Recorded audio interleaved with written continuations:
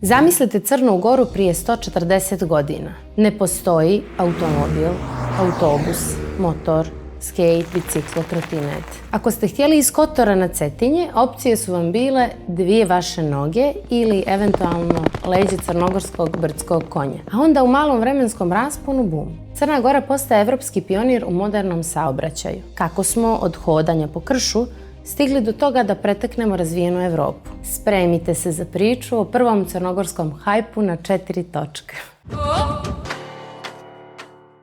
Sve do 1880-ih Crna Gora je bila teren za ekstremni preživljavajući fitness. Zbog neprohodnog krša i stalnih ratova, puteva za kola jednostavno nije bilo. Glavna trgovinska ruta bio je stari pješački put Kotor-Cetinje. Ljudi i konji su na leđima nosili bukvalno sve, od džakova soli, žita do teškog naoružanja. A onda na scenu nastupa knjaz Nikola i inženjer Josip Slade. Čovjek je bukvalno ukrotio planinu i projektovao čuvenih 25 serpentina od Kotora do Cetinja. Kad je put otvoren, 1884. godine, Crnogorci su prvi put vidjeli kočije i zaprege. Ali pravi šok je tek uslijedio. Zamislite topao ljetnji dan na Cetinju u julu 1902. godine. Ljudi sjede ispred lokala, piju kafu i odjednom čuju strašan zvuk. Buku, dim, pucanje iz auspuha.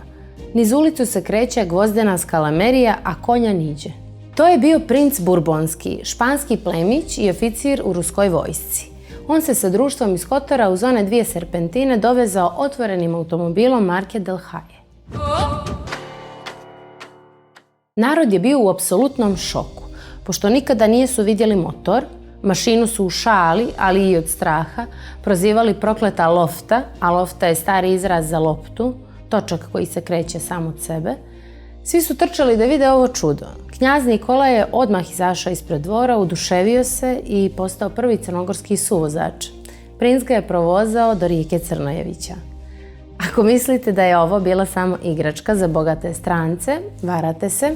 Crna Gora je već sljedeće, 1903. godine uradila nešto što je šokiralo Evropu. Država je kupila sopstveni automobil iz Pariza za prevoz pošte i putnika.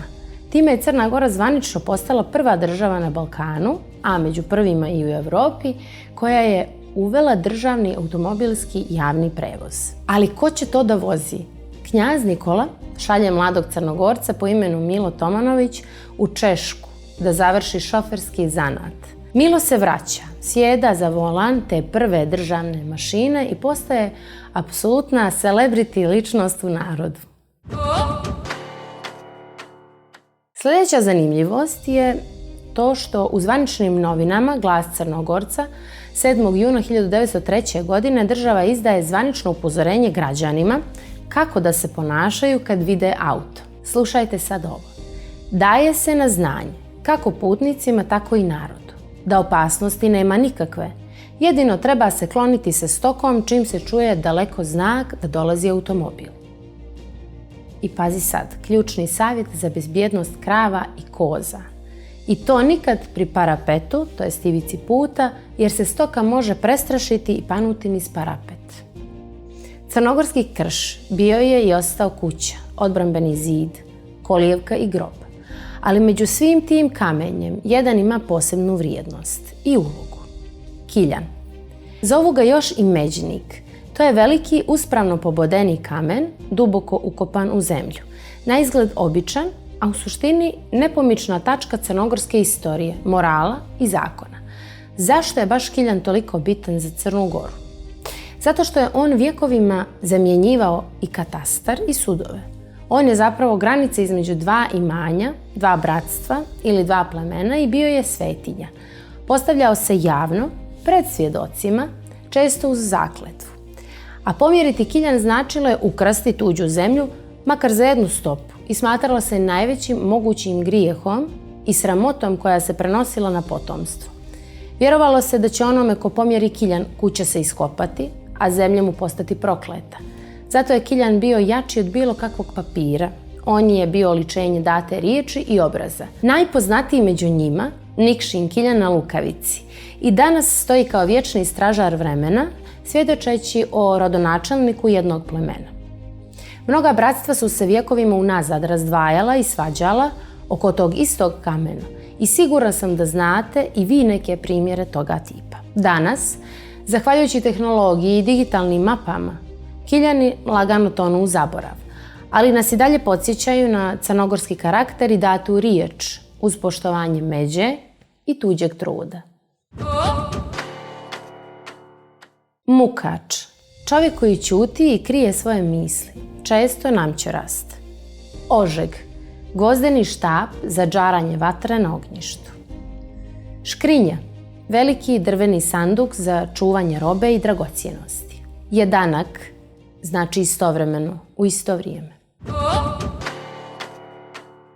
I evo nas danas. Mapiramo svijet preko telefona, vozimo se na dugme, a zaboravljamo da je sve počelo od 25 Sladeovih serpentina, Miloša Tomanovića, za volanom i date riječi zaštićene jednim običnim kamenom. Od proklete lofte do digitalnih mapa, naš krš pamti sve. Zato sljedeći put, kad prođete pored nekog starog međaša, sjetite se Kiljana i obraza.